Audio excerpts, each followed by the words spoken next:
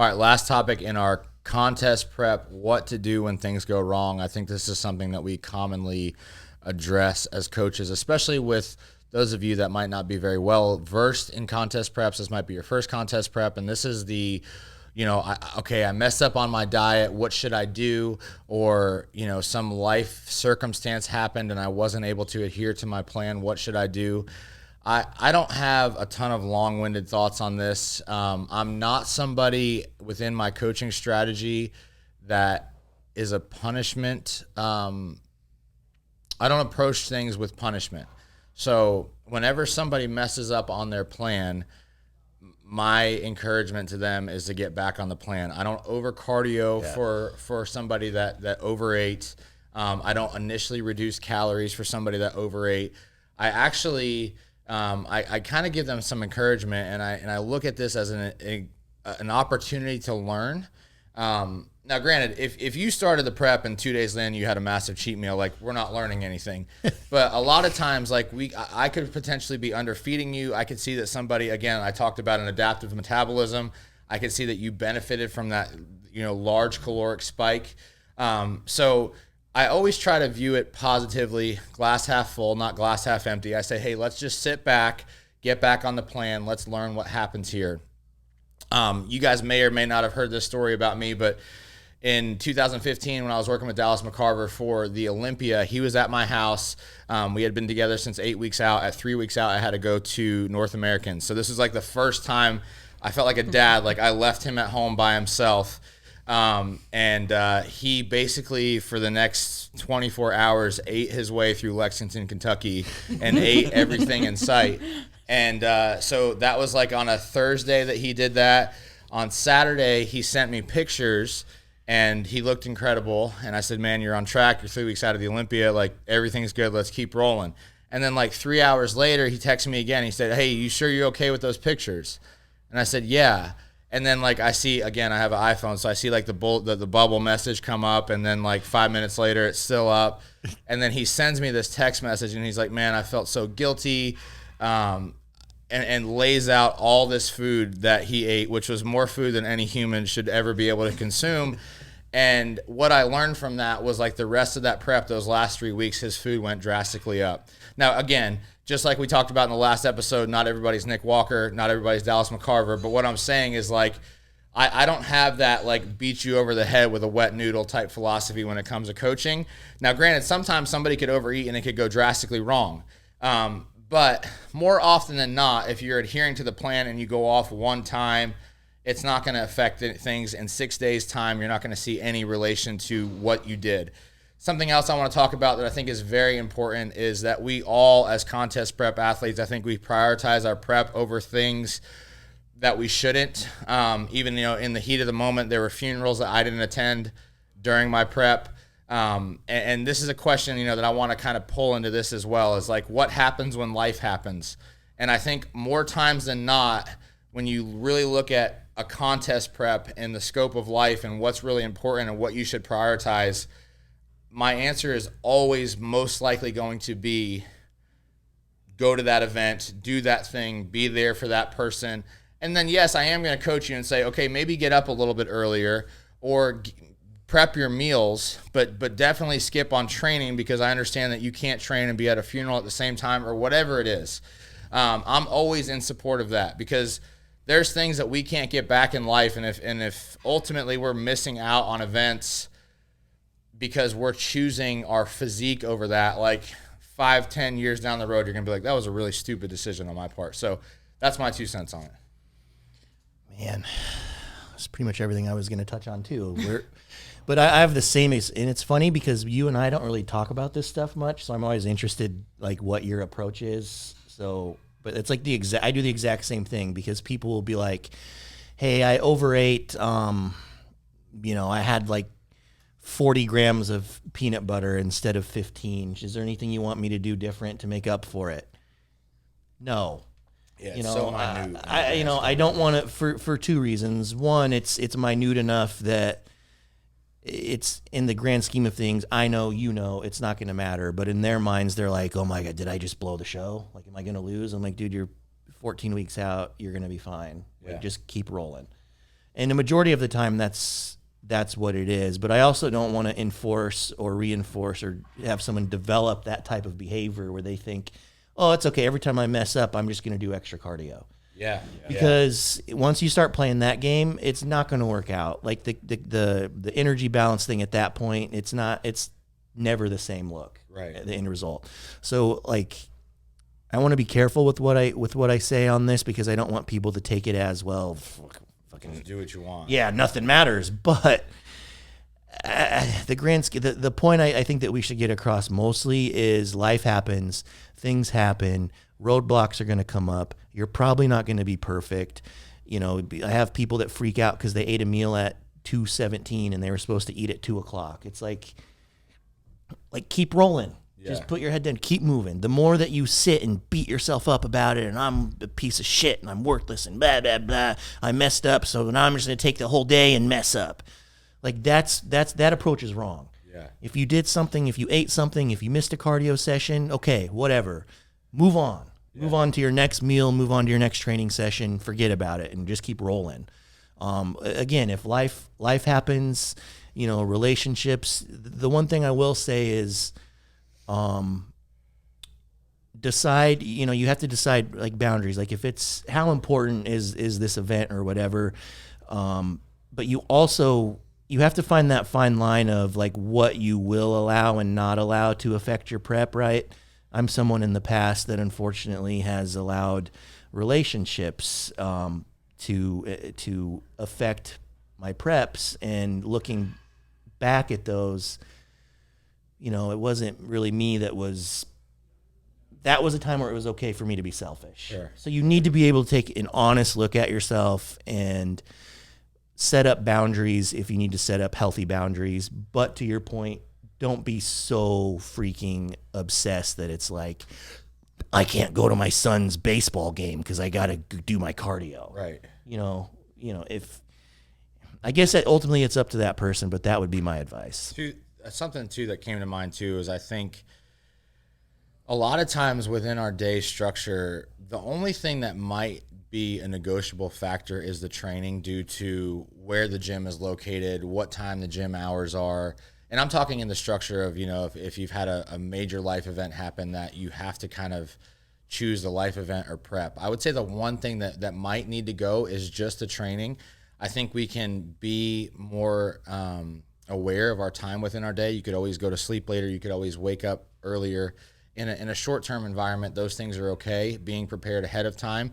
So the diet really shouldn't suffer. The cardio you should be able to get in. And then honestly, most of us, I would say 95% of us in a contest prep are always in somewhat of an overreaching state anyway. Yeah. So like that day off of going to a funeral and missing your training, probably in the grand scheme of things will help you. Yeah.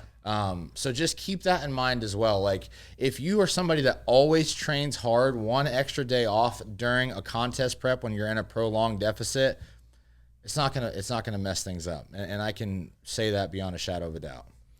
100% or nothing mentalities, getting coddled, is inviting disaster in most cases. Mm-hmm. I mean, the bodybuilding industry overall and what we do and a lot of the social media and everything kind of amplifies the things that we want to put out as what defines what we do and the personalities that do them. And it often looks like we only see the highlight reels all the time.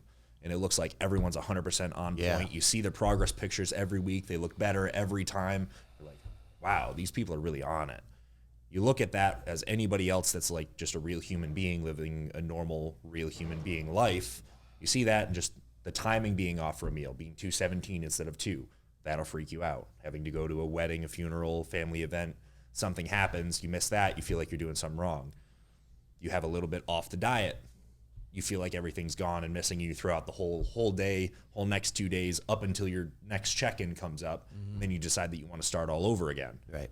100% or nothing is not going to help here. There needs to be some sort of mental framework to look at. There's shades between all of it, and doing things right is going to be a percentage of the 100. And being almost all the way there all the time is what gets you there, not being 100% most of the time or a fair majority of the time, and then being 0% when you screw up the 100. That's going to create a bigger problem than it ever solves by trying to go and lean too hard into the 100% or nothing. Mm-hmm. So that's my 2 cents. If you happen to fall off track, something happens where you overeat, first of all, tell your coach. So many people don't think to say anything, and then they end up overcompensating with extra cardio the next day. If they take it upon themselves to reduce their intake the following few days, that sets them up again to possibly put them in that position again to overeat and then overcompensate. And it's just an ugly cycle. I've been there, I've done it, and we don't know what's working at that point. It's hard for your coach to do their job when you're not taking their word, their advice, their plan, and putting that into action. And you're basically just doing your own thing at that point. There's no direction, there's no consistency. And mentally, it's very difficult too. And what I like to bring awareness to is why you were, why you put yourself in this position to overeat or fall off track. Were you just hungry? Because if you're just hungry, you have to suck it up and accept that's a part of this sport, and it's involved in the process, and it comes with the territory. Now, if you're seeking an emotional response, if you had a long day, if you're stressed, if you're having relationship issues, whatever the case may be, that emotional response, it's all just, it's an action of your feel-good hormones. You're seeking that validation through eating, but through eating, you have that temporary satisfaction that lasts maybe 3 minutes. It leaves the second you're not chewing your food any longer. So what else, something I like to help people understand is what else can you do that's going to produce that same feel-good hormone, your dopamine, your serotonin, that's going to make you comfortable, that's going to make you happy, that's going to take your mind away from it. Maybe it's something such as like doodling on scratch paper. That's something that I myself do a lot. It's maybe walking your dogs and getting outside and just getting out of the house, because we get so sometimes it's like a game of ping pong in your head, like anxiety, the kitchen's right there, you want to eat, you're on the way home from work and Chick-fil-A is right there, like just anything quick to alleviate that stress for 5 minutes. And when that happens, people don't think rationally, and it's almost like this blackout where you finish it and it's over and done with, and you're like, what just happened? Yeah. And being able to understand and slow down and be like, hold on, I'm thinking I'm hungry, but is it because I am stressed and anxiety and it's out of an emotional response? I'm seeking some sort of emotional comfort, or am I hungry? And then being able to slow yourself down in those moments where you feel like you're about to have maybe an overeating episode, and slow yourself down to be able to think rationally and logically rather than just succumbing to whatever feelings you have versus just being hungry. There's a difference in falling off for those two reasons. Because you could still want it just as bad. You could still crave the end result, but still let your emotions take over. Whereas if you're hungry, that's where you need to just accept this is going to happen. You're going to be hungry at sometimes during your contest prep, especially towards the end. And people have asked me, how do you get rid of hunger? How do you deal with hunger? And it's not a matter of dealing with it or finding things to cut corners to get around it. It's acknowledging that this is part of it. Yep. When I'm hungry, it lets me know that I'm responding to something here, and I can expect a change in the next coming days, coming weeks. Also, I think it's important to understand that, it's not just a matter of not caring or not wanting to be successful. And that's where a lot of people are guilt tripped when they do make a mistake and fall off, is then they don't want to tell their coaches because coaches in the past have made them feel bad, and now they don't want to come to you about it. So not bashing them for falling off doesn't hurt them in any way. And it doesn't, if you do it in a way that lets them know that it's still not good for them, it's still not productive. But telling them that they just, don't care, they don't want it as bad, they're not serious, they're wasting your time, like that's only going to further drive them into an emotional wreck, which is going to further make the problem worse. Yeah. And then in terms of your schedule, I think that it's very important to have a plan and a routine in place and have structure, but not to be so anal within that structure that if something is off on the minute, that it throws your day off and you let it, ruin your day. because you have to, it's important to have that structure, but be flexible within your structure and what you allow yourself and in your schedule, having those boundaries set and knowing, you know, what is crossing the line. You know, can I skip out on a family barbecue, or is this a wedding we're talking about? You know, what life events take priority? And I understand, like, family is very important to me, and I've said no to family events and I've said yes to family events, but it's about knowing where that falls within your schedule and being able to predict your next move based on your schedule and your routine and how long you're going to be at a certain place. And it's okay to ask those questions, like, you know, how long do you think we'll stay? Until what time? I just need to get ready. And those who support you in that are going to, you know, understand you bringing your food and not participating in eating. You can still participate in other ways. But you don't have to completely cut everyone out of your life to have a successful prep and stay on track. But you also don't need to throw yourself into the mix of everything because that can be hard too. It's exhausting physically and mentally to always be traveling and back and forth and not have that string of consistency, I think. So there's a fine line between having balance within your structure that still allows for you to participate in social and family events, and then having the boundary to where, you know, this is pushing it. I don't want to be up that late at night. I need to get my sleep. We're getting into the nitty gritty here. I need to respect that boundary of mine. So just being able to be aware of awareness of the feeling of about being about to overeat, and then the awareness of your schedule and what you can fit in that schedule. Yeah. I love that you brought up just stopping to think about it. Like, you're able to label it, right? Yeah. Once you can label, once you call yourself out, once you can label what's yeah. going on in your brain, it helps you deal with it, right? So like, I'm someone notorious for back in the day, like when I first started competing, I cheated all the time. And I still, like, there's moments throughout my day where I don't want to do what I'm supposed to do. But what I've done lately, like the last year, is I'm just forcing myself mentally, like, to make a conscious decision. Like, I will literally make myself talk out loud. It sounds stupid, but I will say, okay, do you want to win this time? Okay, then get your ass up out of bed and eat your last meal. Don't go to sleep. Yeah. You know, like, it takes calling yourself out. I say, awareness. I will literally say, are you okay with losing again?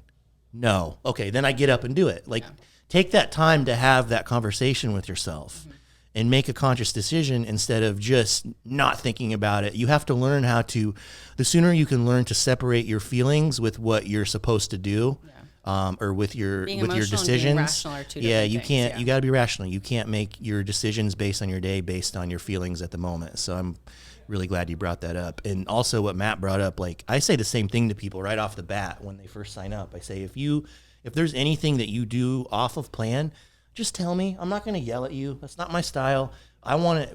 9 times out of 10, we can use it as a learning experience, because had Dallas not told you that or done that, you would have never known. Right, exactly. You know, you would have never known you could feed him that much, because we don't know everything. Like, a lot of stuff we come across that we just learn. Yeah. So, or for example, like in the past, you've dealt with this with me, where if I know I'm going to have an untracked meal or a cheat meal later that night, in the past, I would have eaten less throughout the day. Yeah. And that's further restricted myself. That's not good either. And then that cheat meal that would have benefited me, I am now setting myself up to just blow it. And, you know, I would have my plate of dinner and dessert and then come home and keep eating because I'm still hungry because I restricted all day. So when I tell people to have an untracked meal, it's that almost 9 times out of 10, they say, what do I need to eat before that? The same thing. Yeah. What do I need to do? Yeah. Thing. Yeah. Should I eat and should I get rid of my last meal? Yeah. Because in your head, you're trying to weigh it out, but Yeah. it really doesn't set yourself up for anything better. So now that cheat meal that would have benefited you is now going to just blow it you're going to blow yourself out of the water because you're not helping yourself at that point in time. So communication, honesty with your coach and with yourself. You know, am I hungry? Am I emotional? How am I feeling? Why am I receiving these thoughts right now? And being able to just take a breath and slow down and address what it is and why it is that you're feeling what you're feeling, and, you know, have those pattern interrupters, I guess you could say, because sometimes when we do feel all those feelings of hunger and we crave stuff and we want things right now, like, it's like there's no barrier in your head that stops you from wanting that thing and thinking about it. So being able to put up that barrier and think about it and reflect really helps. This is getting long, but I had to tell one more story about just the overall of just moving on and not letting it fester. If you have the personality where you just let it fester, you end up just causing yourself so much more unnecessary stress, and you end up being worse off if you would just have like messed up and just not cared. Like I had a friend that prepared for a show, and he was so like that the day of the show, like he didn't brush his teeth for like 3 days before the show because the sodium in toothpaste, like stuff like that. He ate out of a bowl that I ate out of after me that I had like flavored oatmeal in, and I washed it and everything with soap, ate it. He ate out of it, and he's like, "Oh, I can taste your oatmeal. It fucked everything up." Like, I'm like, dude, you got to calm down. And you could literally see his body just look terrible. Yeah. And he caused it himself, and totally unnecessary stuff. So, just be calm. Yeah, I agree. And I think if do you have something to say? Because I can wrap it up. Okay, yeah. There's a scope of practice issue, too, that we need to have aware as coaches, that we are fitness professionals, not medical or psychological professionals, too. So as far as we could go with being the first line defense between the like fitness side of things and into medical and further, we need to know that there's a line, and people in bodybuilding, whether or not it's a chicken or the egg conversation of you came in and you ended up with a disordered eating pattern or associations with, or people that already have disordered eating patterns and associations with food gravitate towards bodybuilding. It's probably both for depending on the individual, but chicken or the egg doesn't matter. It's still the reality. There's going to be a gray area where a lot of us operate, where we can lean into some of those disordered eating patterns a little bit, because honestly, what we do... We're all a little crazy. Yeah, and what we do for a prep is somewhat a disordered eating style pattern. Like, it's just the reality of it, but it's to suit a goal. It is a means to an end, but it shouldn't be like the resting state. And if we honestly have people that are crossing the gray and going straight into like, okay, this is not normal, and all of these things that we did talk about, like everything that was said here, can be, if taken just one step further, can be considered a disordered eating pattern or just a straight up eating disorder that you could be like clinically defined to have. So as a fitness professional and not a medical or psychological professional, we need to keep in mind too that there is a limit to our scope of practice.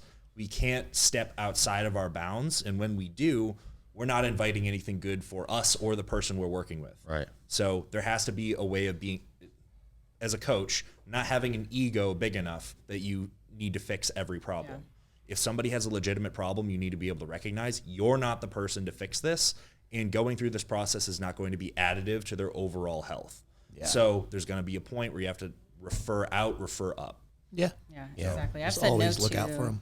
I've said no to helping someone recently because they expressed, I did what I could, of course, offered the advice and insight that I knew from experience, but I thought that I really believed they needed professional help from a licensed therapist who specializes in eating disorders. And, I really hope they got what they needed out of that. But what I was just going to wrap this up by saying was that, I hate to sound cliche, but at the end of the day, you choose your hard. And it's hard to deal with the effects mentally and physically of falling off track, falling off your diet, and not being consistent. That's hard to deal with because you're spinning your wheels at that point. It's not productive. It's also hard to be a bodybuilder and be hungry during prep and deal with those things that come with it. Like I said, it comes with the territory. But at the end of the day, one of those hards is more rewarding than the other.